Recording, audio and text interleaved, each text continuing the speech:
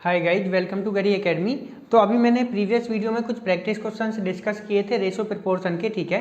तो अभी और कुछ क्वेश्चंस को प्रैक्टिस करते हैं ताकि जो हमारा कॉन्सेप्ट है अच्छे से बिल्डअप हो जाए, ठीक है। अब देखो क्वेश्चन है हमारे पास, two alloys A and B contains gold and copper in the ratio 2:3 and 3:7 by mass, ठीक है।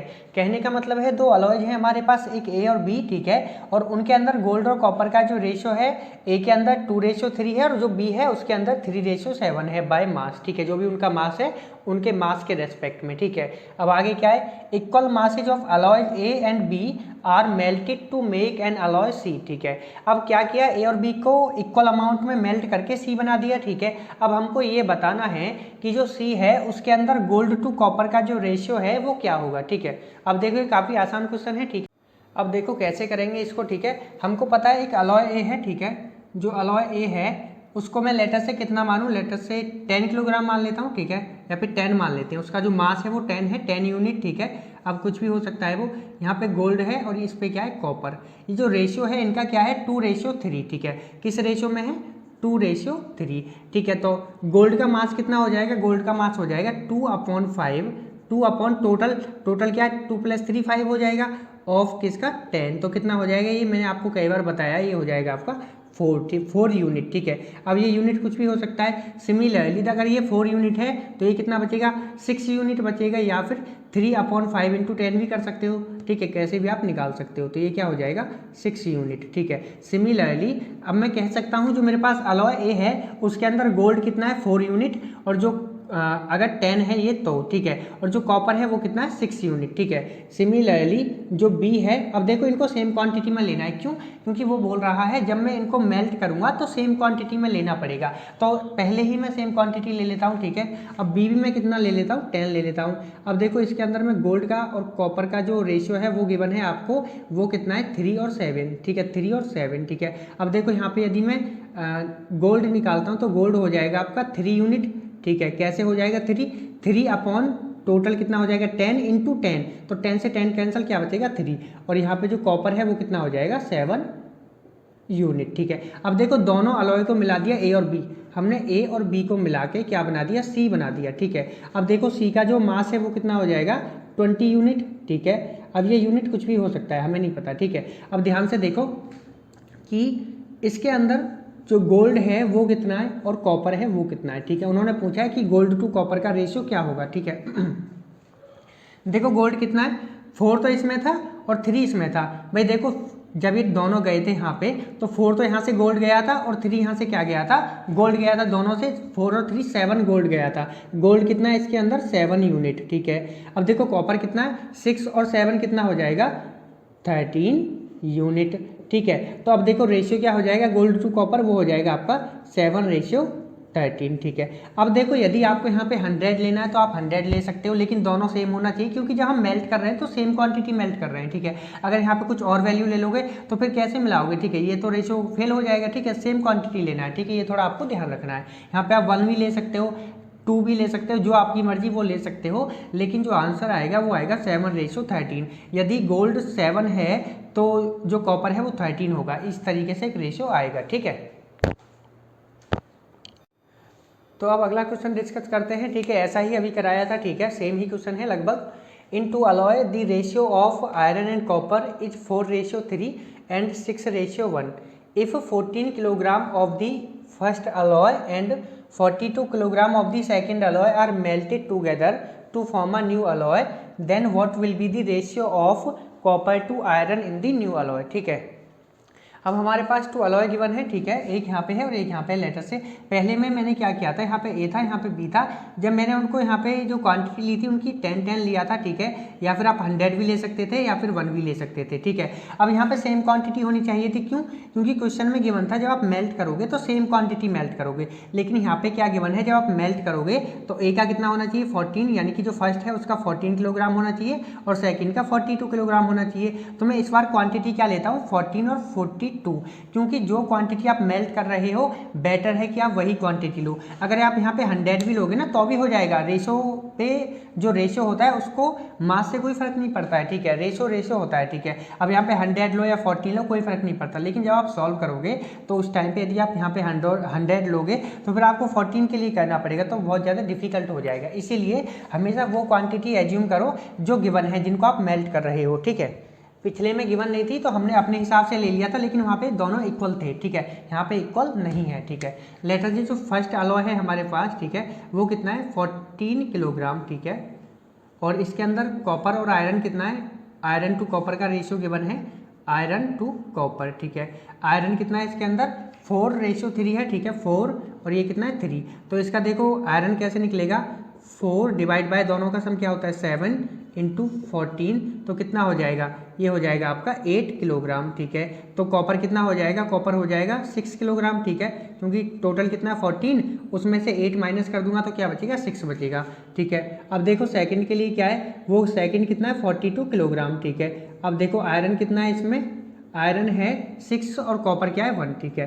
तो यहाँ पे आयरन का रेशियो 6 है और जो कॉपर है वो 1 है, तो यहाँ पे आयरन का जो वेट है या मास है वो कितना हो जाएगा 6 डिवाइड बाय 7, क्योंकि दोनों का सम कितना हो जाएगा 7 इंटू 42, तो ये कितना हो जाएगा, ये हो जाएगा आपका 7 6 कितना होता है 42 और 6 6 36 किलोग्राम, ठीक है। सिमिलरली जो कॉपर है वो कितना बचेगा यहाँ पे 6 किलोग्राम बचेगा, ठीक है। अब देखो जब दोनों को ऐड करके एक नया अलॉय बनाऊंगा तो उसका मास कितना हो जाएगा, जो थर्ड अलॉय होगा, ठीक है, उसका मास हो जाएगा 14 प्लस 42, तो ये कितना हो जाएगा 56 किलोग्राम, ठीक है, कितना हो जाएगा 56 किलोग्राम, ठीक है।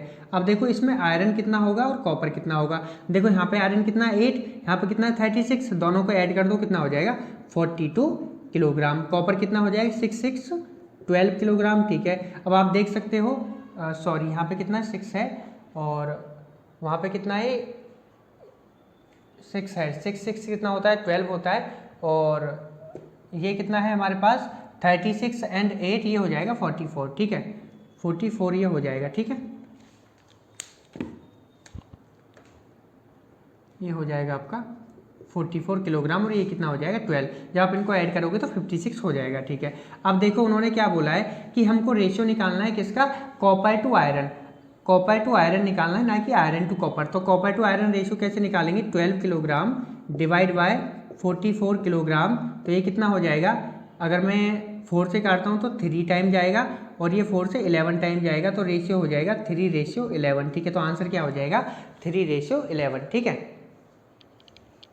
देखो काफ़ी बेसिक क्वेश्चंस हैं, अगर आपको बेसिक अच्छे से आते हैं या फिर जो क्वेश्चंस गिवन है उसको आपने अच्छे से एनालाइज कर लिया, ठीक है, तो आप आसानी से क्वेश्चन को सॉल्व कर पाओगे, ठीक है। तो पहला क्वेश्चन है हमारे पास, what is the least possible number which must be subtracted from 16, 19 and 23 so that resulting numbers are in continued proportion, ठीक है। मैंने आपको पढ़ाया था कि कंटिन्यूड प्रोपोर्शन क्या होता है, यदि 3 नंबर्स यानी कि 3 numbers are in continued proportion, तो हम उनको ऐसे लिख सकते हैं A/B प्रोपोर्शन B/C। इसका मतलब होता है A/B is equal to B/C। जिसको नहीं पता है कंटिन्यूड प्रोपोर्शन क्या होता है वो मेरी प्रीवियस वीडियो को जरूर देख लें, वहाँ पे मैंने रेशियो का कॉन्सेप्ट और प्रोपोर्शन का जो कॉन्सेप्ट है वो आपको डिटेल में पढ़ाया है, ठीक है। अब देखो अब हमें क्या करना है, उन्होंने 3 नंबर्स गिवन है, ठीक है। A क्या है 16, ठीक है, और जो B है वो कितना है आपका 19, और जो C है वो कितना है 23, ठीक है। अब वो कह रहे हैं इनमें से किसी एक नंबर को हमको, यानी कि what is the least possible number, सबसे छोटा नंबर क्या सब्ट्रैक्ट करूं कि सब्ट्रैक्ट करने के बाद में ये कंटिन्यूड प्रोपोर्शन बन जाए, ठीक है। लेटर से वो नंबर x ले लेता हूं, तो a क्या हो जाएगा 16 माइनस एक्स, b हो जाएगा 19 माइनस एक्स, और c हो जाएगा 23 माइनस एक्स, ठीक है।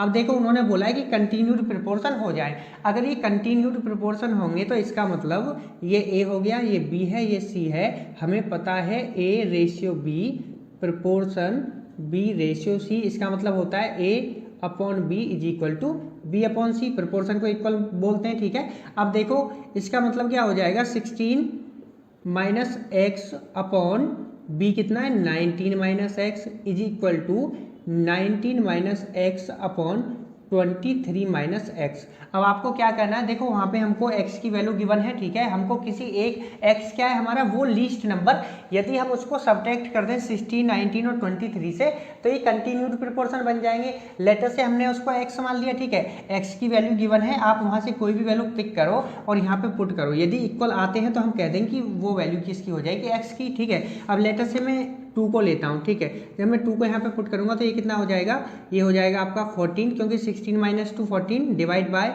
19 minus 2 17 is equal to 19 minus 2 17 और ये कितना हो जाएगा 23 माइनस 2, ये कितना हो जाएगा 21। यहाँ पे क्या है 14 17, यहाँ पे 17 21, ये इक्वल नहीं है, ठीक है, तो ऑप्शन ए राइट नहीं है, ठीक है। अब देखो ऑप्शन बी को ट्राई करते हैं, ठीक है, बी का मतलब है 4, एक्स की वैल्यू 4 पुट करेंगे तो ये कितना हो जाएगा 12 और ये कितना हो जाएगा 15, ठीक है, ये कितना हो जाएगा 19 में से जब 4 माइनस करेंगे तो ये हो जाएगा आपका 15 और ये कितना हो जाएगा, जब मैं 23 में से 4 माइनस करूँगा तो ये हो जाएगा आपका 19, ठीक है।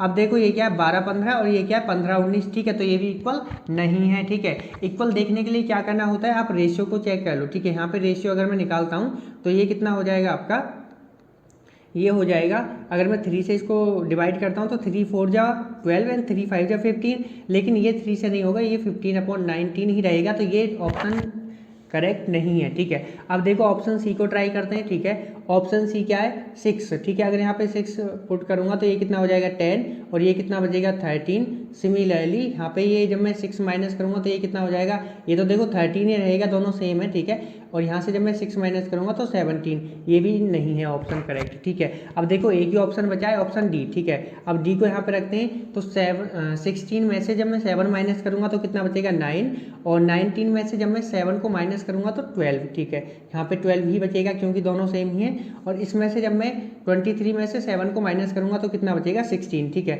अब देखो यदि मैं इसको 3 से डिवाइड करता हूँ तो 3 3 जा 9 एंड 3 4 जा 12, इसको 4 से तो 4 3 जा 12 और 4 4 जा 16। आप देख सकते हो कि रेशियो जो है वो इक्वल आ जाता है और ये इस प्रॉपर्टी को सेटिस्फाई कर देता है। ये किसकी प्रॉपर्टी है, कंटिन्यूड प्रोपोर्शन की। तो मैं कह सकता हूँ यदि मैं x की वैल्यू 7, यानी कि यदि मैं 16 19 और 23 में से 7 को माइनस कर दूं तीनों में से, ठीक है, तो जो मेरा नंबर्स आएंगे वो कंटिन्यूड प्रोपोर्शन होंगे, ठीक है।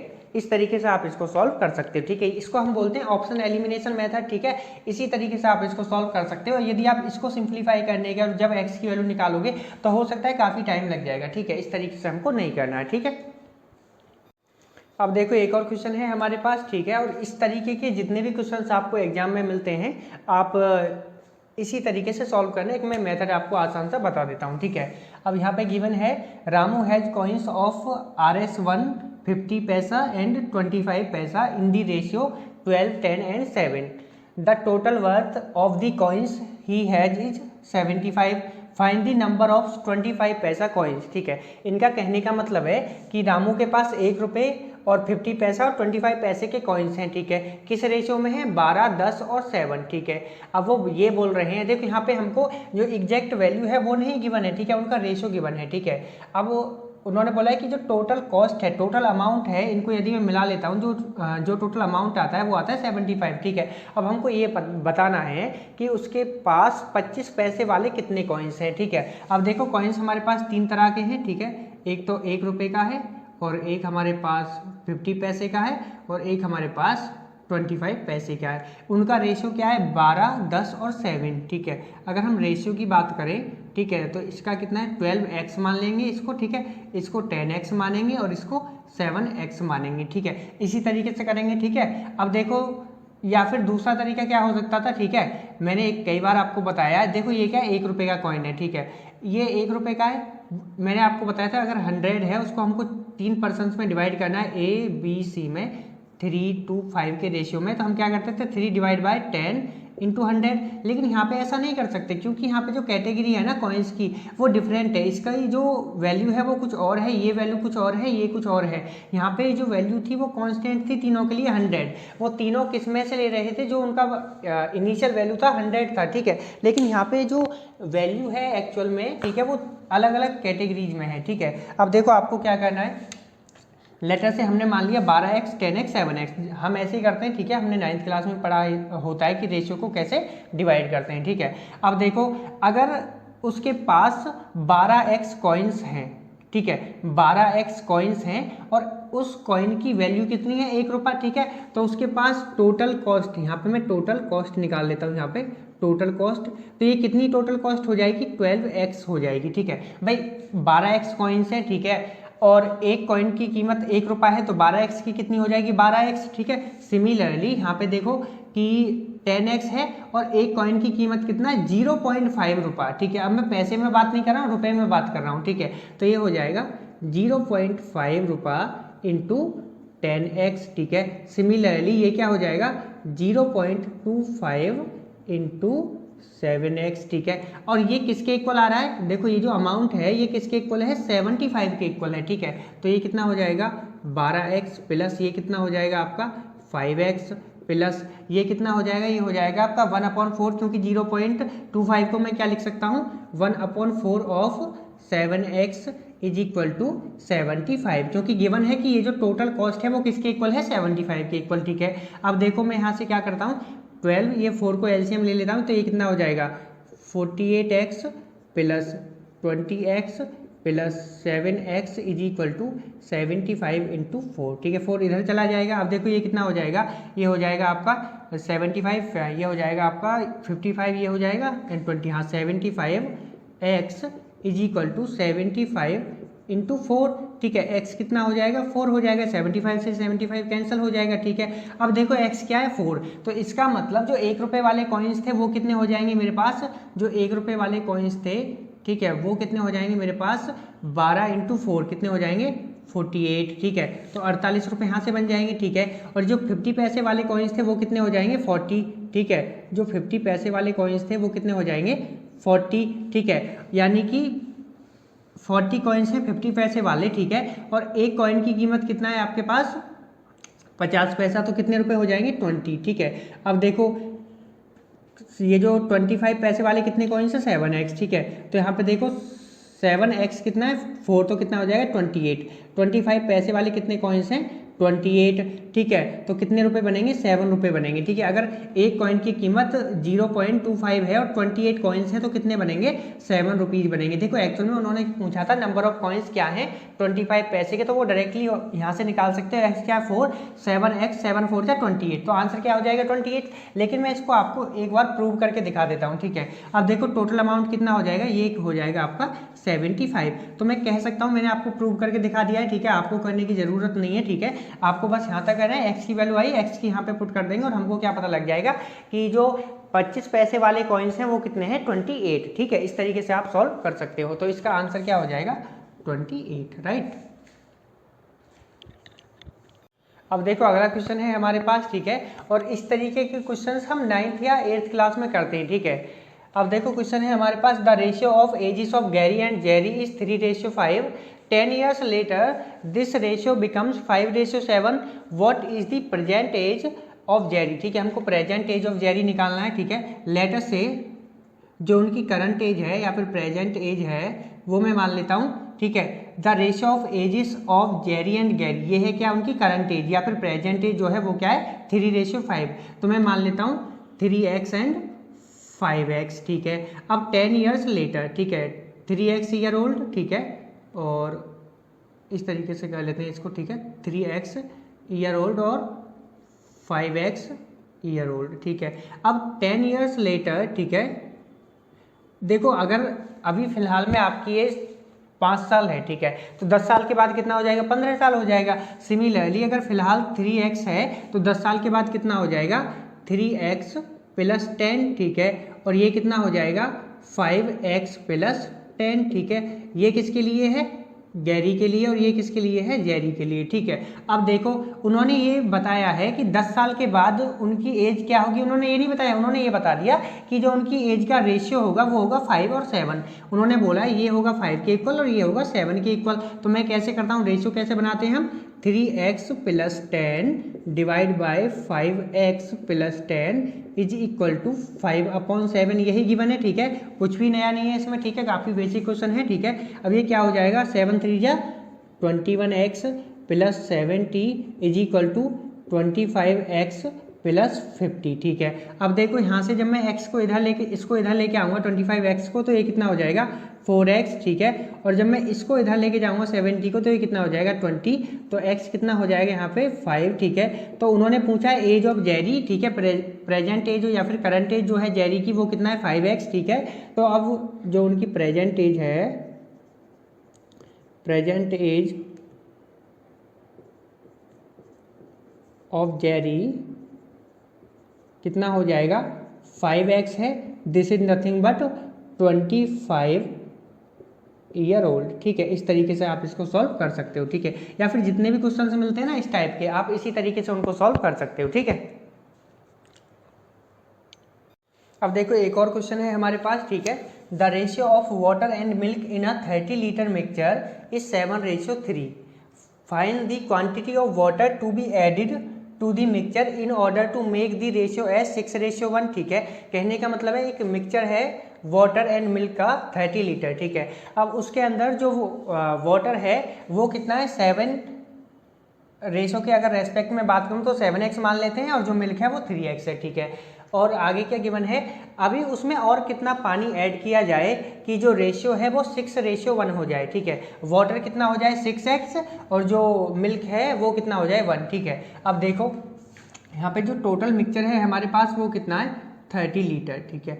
अब इसके अंदर दो चीज़ें हैं, ठीक है। एक तो आपका मिल्क है और एक वाटर है, ठीक है। क्या है वाटर टू मिल्क है ना, यहाँ पे मैं वाटर मान लेता हूँ और यहाँ पे मैं मिल्क मान लेता हूँ, ठीक है। अब देखो इनका रेशियो क्या है 7:3, ठीक है। वाटर कितना है 7 और मिल्क कितना है 3।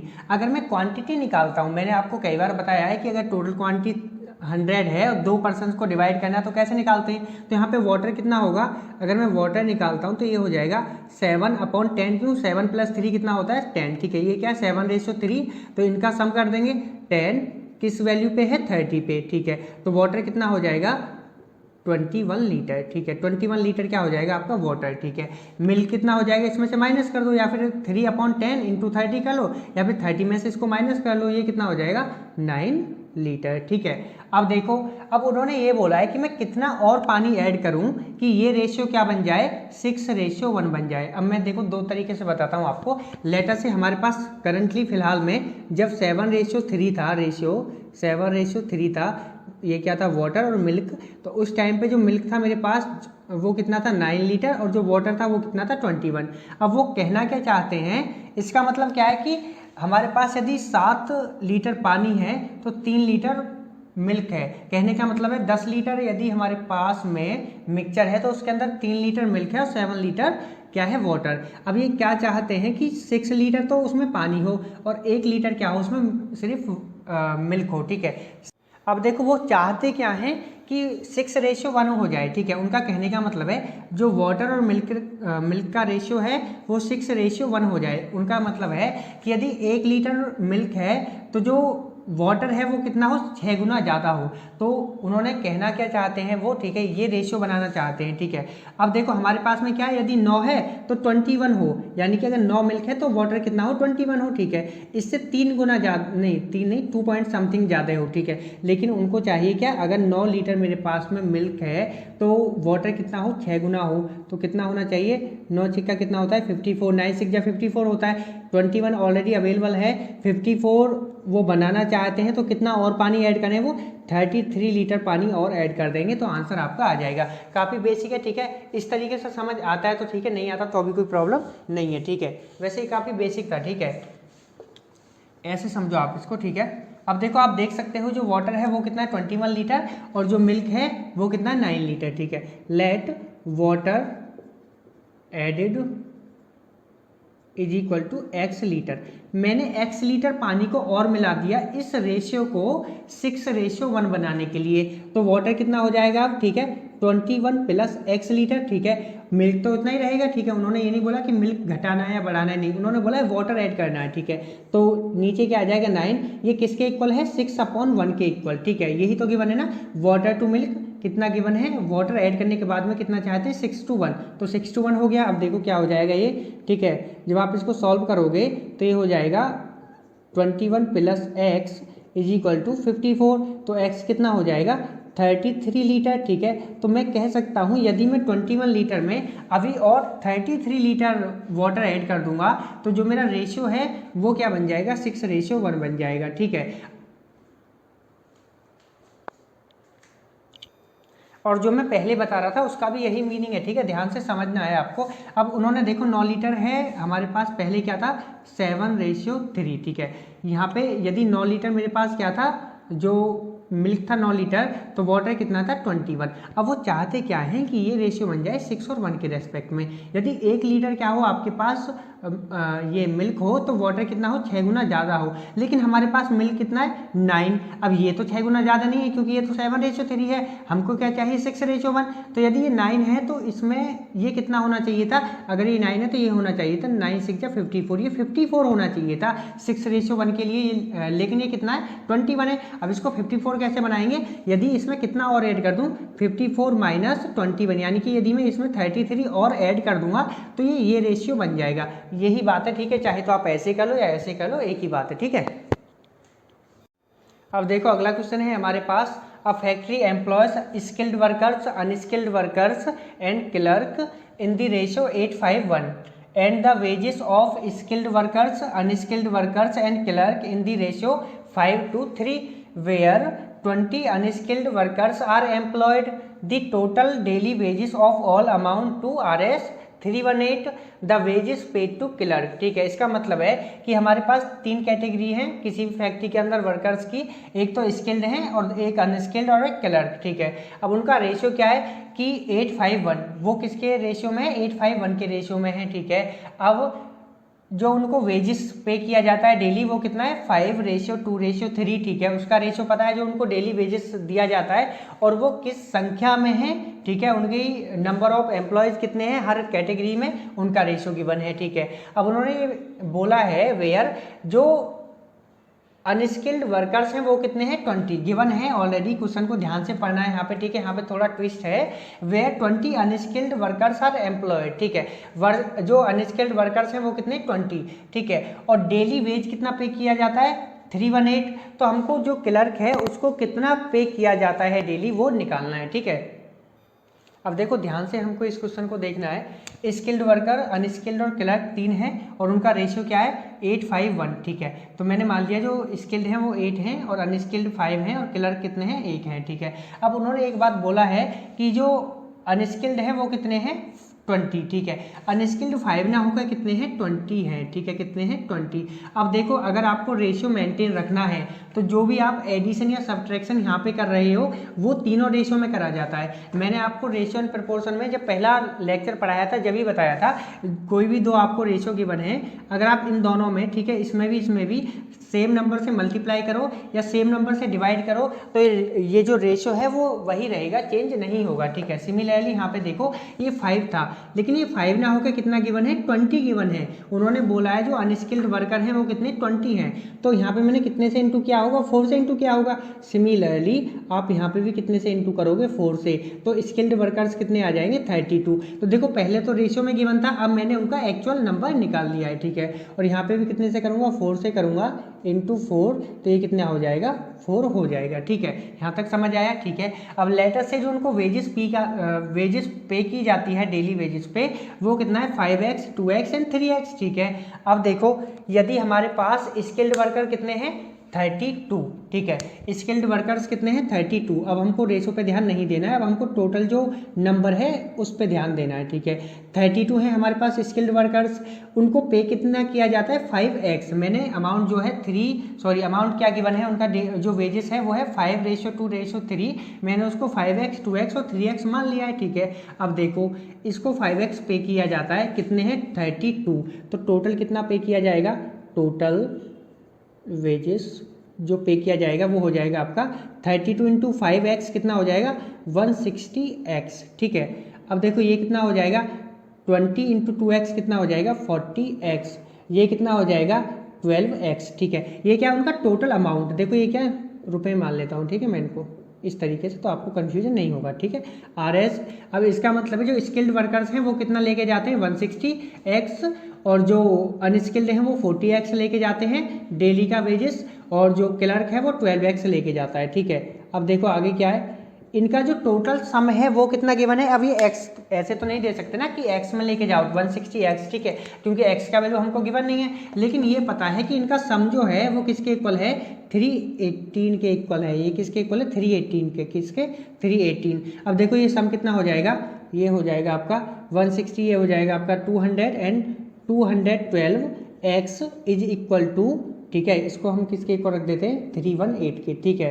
तो ये हो जाएगा 318, यहाँ से x निकालो आप, ठीक है। जब आप इसको सॉल्व करोगे तो x क्या आएगा, देखो 318 डिवाइड बाय 212, इसको किससे डिवाइड करता हूँ, इसको डिवाइड करते हैं 2 से, तो ये कितना हो जाएगा, जब मैं इसको 2 से डिवाइड करूँगा तो लेटर से मैं इसको डायरेक्टली लिख देता हूँ ताकि टाइम ना लगे, ठीक है।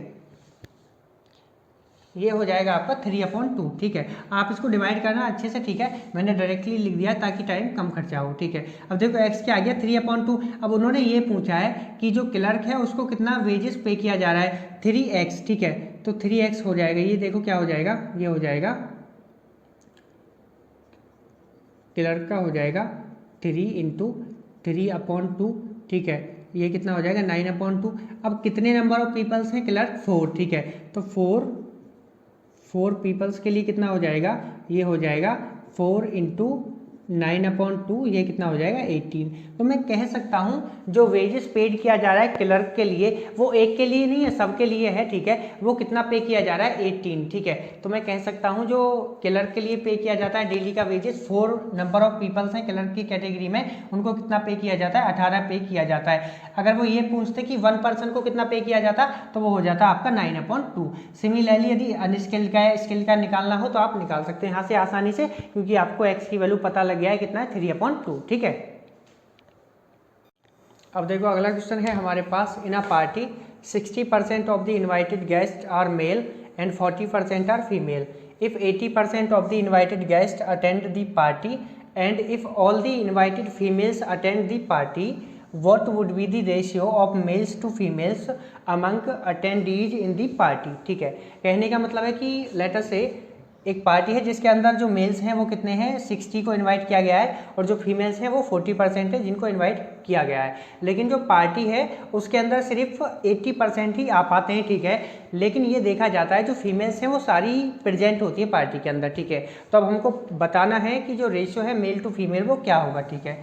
अब लेटर से जो टोटल इनवाइटेड गेस्ट थे वो कितने थे, 100, x मान लेते हैं, x को मानो मत मानो कोई फर्क नहीं पड़ता है, ठीक है। मैंने हमेशा 100x माना था, ठीक है, परसेंटेज में भी, तो मैं इसलिए 100x ही मान लेता हूँ। अब उन्होंने बोला है जो मेल्स हैं वो कितने हैं 60%, तो ये कितने हो जाएंगे 60x, ठीक है।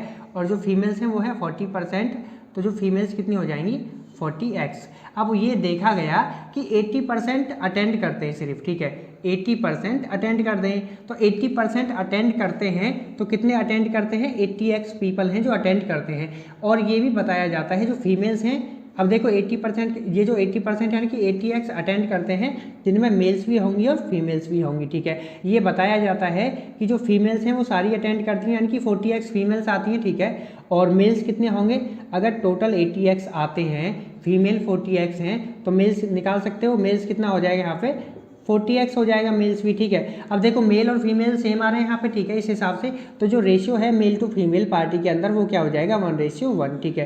तो आप कह सकते हो जो ऑप्शन बी है वो करेक्ट हो जाएगा, ठीक है। अब देखो एक और क्वेश्चन है हमारे पास, Hema age is 5 years more than twice Harish age, Suresh age is 13 years less than 10 times Harish age, if Suresh is 3 times age old age Hema, what, or you can say how old is Hema, ठीक है। अब देखो लेटर से जो हेमा है उनकी एज में मान लेता हूँ x, और जो हरी है उसकी एज में मान लेता हूँ y, और जो सुरेश है उसकी एज में मान लेता हूँ z, ठीक है। अब देखो वो बोल रहे हैं जो हेमा की एज है वो 5 years मोर देन ट्वाइस हरी एज, ठीक है। तो जो हेमा की एज क्या है, x इज इक्वल टू कितना है, ट्वाइस ऑफ हरी, हरी की एज कितना है 5, तो 2y + 5, इससे 5 साल ज़्यादा, ठीक है। अब देखो आगे क्या गिवन है, सुरेश की जो एज है वो 13 years less than 10 times Hari age, ठीक है। सुरेश की क्या है, Suresh age is 13 years less than the 10 times Hari age, ठीक है। अब देखो हरी एज क्या है वाई, तो इसका 10 टाइम्स उसमें से 13 साल कम, ठीक है। अब आगे क्या है, if Suresh is 3 times age old age Hema, यदि सुरेश क्या है z is equal to 3 of x, ठीक है। ये गिवन है आपके पास डेटा, ठीक है। अब उन्होंने पूछा है कि जो हेमा है उनकी एज क्या होगी, ठीक है। अब यहाँ पे एक्स की वैल्यू आपको निकालना है, ठीक है। अब देखो एक्स कैसे निकालेंगे, ठीक है, काफ़ी आसान है ये। X is equal to 2y, ठीक है। अब देखो यहाँ पे y कैसे निकालेंगे, यहाँ से देखो y कैसे निकलेगा, y हो जाएगा आपका z प्लस 13 डिवाइड बाय 10, ठीक है। ये क्या हो जाएगा y, ठीक है। अब देखो यहाँ पे y की वैल्यू रख देंगे 2 इंटू ये क्या हो जाएगा z प्लस का 13 डिवाइड बाय 10, ठीक है। ये क्या z है, ठीक है। अब देखो प्लस 5, ठीक है। अब देखो z की वैल्यू क्या है 3x, तो यहाँ पे क्या रख देंगे 3x रख देंगे, तो x इज इक्वल टू ये 2 से कितने टाइम जाएगा 5 टाइम, तो ये हो जाएगा z की जगह क्या रख देंगे 3x plus 13 divide by 5 plus 5, ठीक है। अब देखो एलसीएम लेते हैं 5 का, तो x is equal to 3x plus 13 plus 25 divide by 5, तो 5 कहाँ चला जाएगा, यहाँ चला जाएगा। अब देखो यहाँ क्या बचेगा 2x is equal to x को इधर ले आऊँगा, ठीक है, 3x को, और 5x माइनस 3x 2x बचेगा, ये हो जाएगा आपका 38, तो x कितना हो जाएगा 19। तो मैं कह सकता हूँ जो हेमा है उनकी एज कितनी है 19 ईयर ओल्ड, ठीक है। अब देखो अगला क्वेश्चन है हमारे पास 285 इज समीशन ऑफ 3 नंबर्स, ठीक है। समीशन का मतलब क्या है, लेटर से ये बोल रहे हैं जो 285 है ये सम है किन्हीं 3 नंबर्स का, वो नंबर्स क्या है हमें नहीं पता, समीशन बोले तो सम, ठीक है। जी जो भी नंबर्स आपको गिवन है, लेटर से 100 नंबर्स गिवन है, ठीक है, मैं बोल दूँ समीशन ऑफ ऑल नंबर्स, तो वो जो नंबर्स हैं उनका सम, ठीक है। आगे क्या है, ratio between second and third number is 6:5, ratio between first and second number is 3:7, तो हमको थर्ड नंबर पता करना है कि थर्ड नंबर क्या है, ठीक है। देखो ये मैंने वैसे तो आपको करा दिया है, और जो बेसिक प्रिंसिपल है इसका वो मैंने आपको समझा दिया है, ठीक है। अब देखो हमारे पास नंबर है 285, ठीक है। लेटर से 3 नंबर्स हैं हमारे पास, 285 को 3 नंबर्स में डिवाइड किया गया है। लेटर से एक x है और एक मैं y मान लेता हूँ और एक को मैं z मान लेता हूँ, ठीक है। अब वो बोल रहे हैं कि जो फर्स्ट एंड सेकंड नंबर है उसका रेशियो क्या है 3:7, ठीक है। तो x रेशियो y है आपके पास में 3:7, और सेकंड और थर्ड का रेशियो क्या है y रेशियो z है आपके पास में 6:5, ठीक है। अब देखो y दोनों में कॉमन है, ठीक है। यदि मैं x y z में एक्चुअल रेशियो निकाल सकता हूँ, ठीक है, x y z का एक्चुअल रेशियो निकाल सकता हूँ, तो मैं फिर ये पता लगा लूंगा कि x या y या z इनमें से किसी का भी शेयर कितना होगा, ठीक है। अब देखो यहाँ पे कैसे निकालेंगे, यहाँ पे देखो 6 है, यहाँ पे 7 है, दोनों नंबर जो है हमारे जो दोनों कॉमन है y वो सेम नहीं है, तो मैं क्या करता हूँ इसमें 6 से इंटू कर देता हूँ और इसमें 7 से इंटू कर देता हूँ, ठीक है। अब देखो यहाँ पे क्या रेशियो बन जाएगा, ये हो जाएगा आपका, ये हो जाएगा 18:42, और ये हो जाएगा 42:35, ठीक है। तो यहाँ पे x ratio y ratio z क्या हो जाएगा 18:42:35। देखो ये क्या है b, ये क्या है a और ये क्या है c, ठीक है। अब देखो उन्होंने पूछा है कि 285 को हम डिवाइड, अब देखो कहने का मतलब है जो 285 है हम उसको x y z में 3 नंबर्स में डिवाइड कर रहे हैं, किस रेशियो में 18, 42 एंड 35, ठीक है। अब देखो उन्होंने पूछा है z का शेयर कितना होगा, जो थर्ड नंबर है वो कितना होगा, या फिर इस तरीके से पूछ लिया है कि जो नंबर थर्ड है वो कितना होगा। तो अब देखो क्या कर सकते हो, 2 तरीके हैं, या तो ऐसे कर लो 35 डिवाइड बाय इनका टोटल सम करो, वो कितना हो जाएगा, ये हो जाएगा आपका ये 95, ठीक है। 95 इंटू 285 जो एक्चुअल वैल्यू है 285 उस पर करेंगे तो ये हो जाएगा आपका 105, क्योंकि ये इससे 3 टाइम कैंसिल हो जाएगा, एंड 35 3 जा 105, ठीक है। दूसरा तरीका क्या हो सकता है, तो इसका आंसर क्या हो जाएगा 105। यदि आपको सेकंड नंबर निकालना होता तो 42 डिवाइड बाई 95 इंटू दिस, और फर्स्ट नंबर कैसे निकालते 18 डिवाइड बाई 95 इंटू 285, ठीक है। अब देखो दूसरा तरीका क्या हो सकता है, लेटर से आप मान लो ये 18x है और ये 42x है, ठीक है, और ये 35x है, ठीक है। तीनों को x मानना है, x कॉमन लेना है, ठीक है, ताकि इनका जो रेशियो है वो सेम रहे। अगर मैं यहाँ पे y ले लूँगा तो जो रेशियो है वो सेम नहीं रहेगा। लेटर से एक नंबर है मेरे पास 2, एक नंबर है 3, अब इनका जो रेशियो है वो क्या है 2:3 या फिर 2/3। यदि मैं इसमें x से इंटू कर दूँ इसमें y में, तो अब पता है रेशियो क्या बन जाएगा 2x ratio 3y, sorry 2x ratio 3y। अगर मैं यहाँ पे x से इंटू करूँगा तो देखो x से x कैंसिल हो जाएगा, तो रेशो 2:3 रहेगा, ध्यान रखना है इस बात को, ठीक है। तो अब देखो ये आपके पास गिवन है और उन्होंने बोला इसका जो सम है वो कितना है 285, ठीक है। इनको प्लस कर दो और यहाँ से x की वैल्यू निकाल लो, क्या आ जाएगी 3 आ जाएगी, ठीक है। तो जो थर्ड नंबर है वो क्या है 35x, तो क्या हो जाएगा 35 इंटू 3, तो 35 इंटू 3 इज इक्वल टू 105, ठीक है। इस तरीके से आप सॉल्व कर सकते हो, ठीक है, जैसे आपको अच्छा लगता है आप सॉल्व कर सकते हो। अब देखो अगला क्वेश्चन है हमारे पास, if a ratio b is equal to 5:7 and c ratio d is equal to 2a/3b then ac to bd is, ठीक है। हमको बताना है कि जो ac टू bd रेशियो है वो क्या होगा, ठीक है। आपको गिवन है a/b, इसको मैं a/b लिख सकता हूँ is equal to 5/7 and c/d is equal to 2a/3b, ठीक है। अब हमको निकालना क्या है ac/bd, ठीक है, AC/BD हमको निकालना है। अब देखो ध्यान से देखो, यदि मैं इस नंबर की इंटू इसमें करूँगा तो AC और नीचे BD आ जाएगा।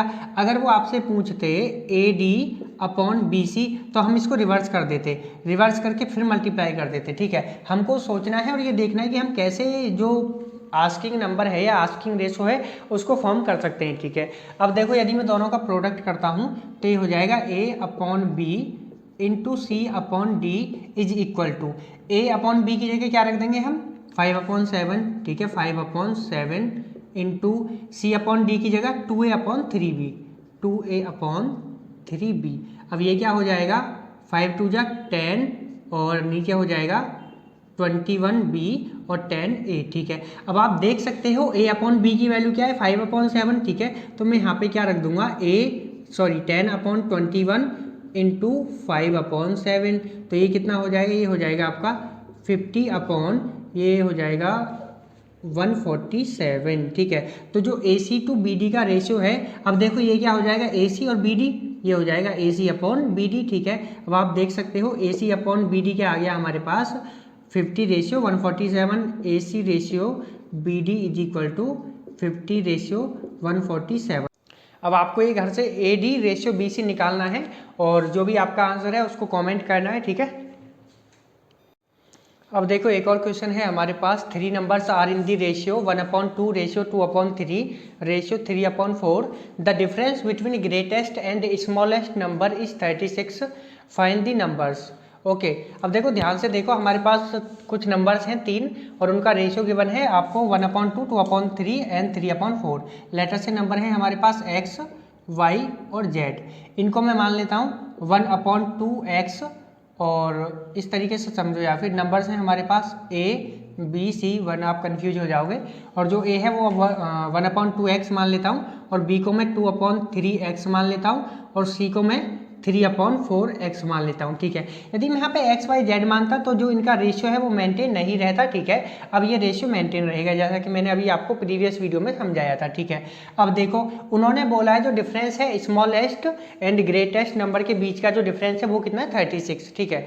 अब देखो यदि आप इस नंबर को निकालते हो तो देखो x को अगर हम नहीं भी मानते तो 1/2 का मतलब होता है 0.5, ठीक है। इसका मतलब होता है 0.6 समथिंग और इसका नंबर इसका मतलब हो जाएगा, ये हो जाएगा 0.7 समथिंग।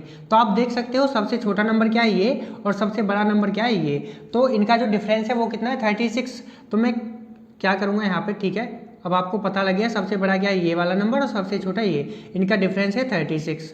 तो 3x/4 माइनस 1/2x, डिफरेंस बोले तो दोनों के बीच का जो, यदि मैं बड़े से छोटे वाले नंबर को माइनस करूँगा तो जो नंबर आएगा, ठीक है, क्या आएगा हमारे पास 36, ठीक है। अब देखो ये क्या हो जाएगा 3x minus 2x divide by 4 is equal to 36। मैंने इसका एलसीएम ले लिया यहाँ पे, ठीक है, इसको 4 बनाया तो यहाँ पे 2 से इंटू करा, यहाँ पे भी 2 से इंटू किया, ठीक है। अब देखो ये हो जाएगा x इज इक्वल टू 4 6 जा, ये हो जाएगा आपका 144, ठीक है, ये 144 हो जाएगा। अब देखो x की वैल्यू आपको पता है कितना है 144, उन्होंने पूछा है नंबर्स क्या होंगे, ठीक है। तो पहला नंबर क्या हो जाएगा 1/2 इंटू 144, तो ये कितना हो जाएगा आपके पास में 72, ठीक है। जो सेकंड नंबर है वो क्या होगा 2/3 इंटू 144, तो ये हो जाएगा आपके पास में 96, ठीक है। तो जो थर्ड नंबर है वो क्या है 3/4, x कितना है 144, तो ये कितना हो जाएगा, ये हो जाएगा आपका अगर मैं 4 से डिवाइड करूँगा तो 36, ठीक है, और 3, 36 इंटू 3, ठीक है, 108, ठीक है। तो ये कितना हो जाएगा 108। तो आप देख सकते हो जो पहला नंबर है वो 72, सेकंड नंबर 96 और जो थर्ड नंबर है वो कितना हो जाएगा 108, ठीक है।